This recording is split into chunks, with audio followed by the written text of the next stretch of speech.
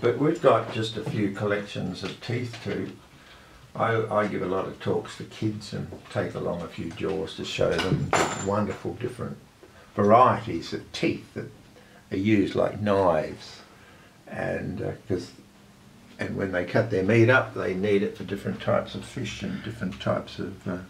The tiger shark has pretty distinct teeth with the little extra bit going on to the side, and you teach kids why that is?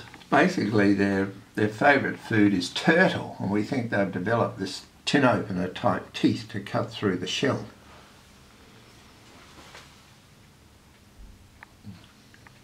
And the lemon shark. I see a lot of lemon sharks in the States. Yes, we don't have them out here. They do a lot of research with the lemon sharks, and they're a good looking shark, of course. Is that just a basic fish catching tooth, or is there anything specific? More or less not. You can see by the shape of their teeth that they're just fish catching, that they don't have the serrations, and they wouldn't be easy for them to eat bigger fish than their mouths, big things, yeah. Someone told me the tiger shark jaw was the strongest, but I thought it was the white shark. I have no idea what different tests have been done for hundreds of pounds per square inch and stuff, but who's this guy up here? Vito Bertucci was a specialist diver in finding sinkholes and finding lots of megalodon teeth in South Carolina, and he actually died in a river trying to collect them. Blue Water, White Death, the classic. Yes, yeah, it was about the third film that I was part of. Is it just a matter of, learning, and, the more you learn, all humans will probably have a different approach towards animals? Because after, you were a shark hunter for a while, right? Oh, absolutely. In the early days, the best shark was a dead shark. There was a saying that everybody just used to pass on: get rid of the sharks, catch them, kill them, get rid of them. And was that even before your encounter with a shark? Well before my encounter, and right up to the time of my encounter. Yeah, that was a strange feeling that they thought that if there was 10 or 15 sharks in the few square miles around our coastal waters, that they're the same all over the world, and of course the world is made up of 7/10 of water, so there was just millions of sharks. Let's get rid of them. Too many. But I found that out not to be the case. How long did it take to make that realization? It took a few years after my attack, and one of the interesting things was they invented the explosive power head to put on a spear gun at that time. And I went off up and down the east coast with Ron Taylor trying to find sharks, to shoot them, to show that man actually could protect himself in the water. But we had difficult finding any sharks. It was amazing. Everybody said all these sharks were everywhere, and every town and every area had a shark alley and a shark gully, and the sharks are always here, but we found it very difficult to find very many.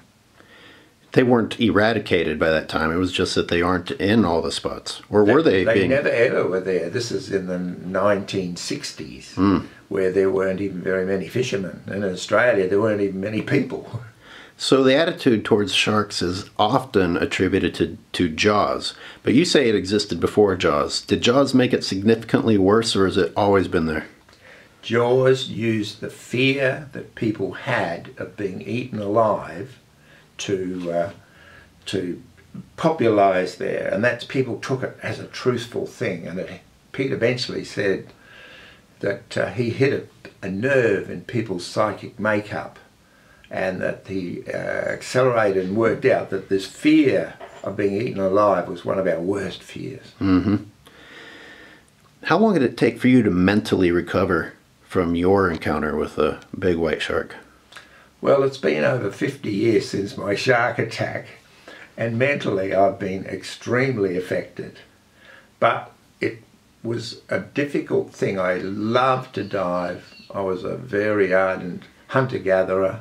I loved supplying fish and lobsters to my family of 7.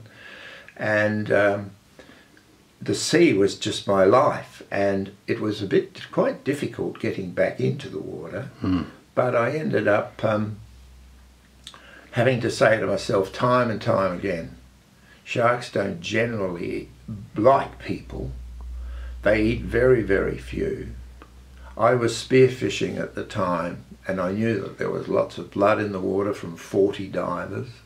And so when I was attacked, there was a stimulant in the water. And several people spearfishermen were attacked the same period, the same 2 or 3 years that I was. So you can attract sharks pretty easy if you cut up fresh fish and put it in the water. The tide taking the smell out will bring them to you. So you knew the risk, or at least somewhat so. Afterwards, that's my studies afterwards. Before, sharks were a little bit to me like the devil, death, hell, shark. Those were sort of up there. You might come across it one day, but it's not going to worry me now. But how about the understanding that spearfishing with all these other spearfishermen, did you guys kind of understand that that was increasing your chances of an encounter, or did that knowledge come, well, largely after this? In the 3-year period that I was attacked in South Australia, I was the third of 2 other attacks 1 year, and each of them was spearfishing at the time.